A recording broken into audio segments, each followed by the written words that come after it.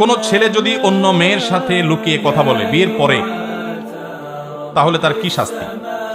বিয়ের পরে মানে বিবাহিত লোক কাম করছে, ডেঞ্জারাস কথা।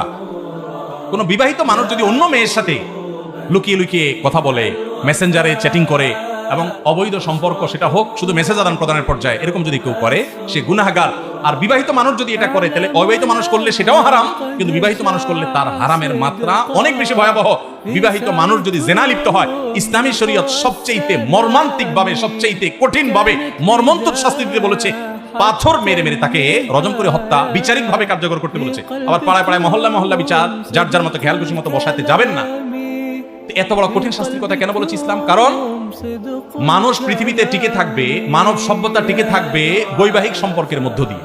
বিবাহ বহির্ভূত অবৈধ সম্পর্ক, এটা মানব সভ্যতার পৃথিবীতে টিকে থাকার পথে সবচেয়ে বড় অন্তরায়। পৃথিবীর যেসব দেশে বিবাহ ছাড়া সম্পর্ক যত বেশি অ্যাপ্রিসিয়েট করা হয়, সেই দেশে মানুষের জন্মের হার তত কম, তারা মানুষের জন্ম, শিশুর জন্ম নিয়ে তত স্ট্রাগল করছে। আপনি গোটা পৃথিবী সার্ভে করে দেখেন, এই রিপোর্ট পাবেন।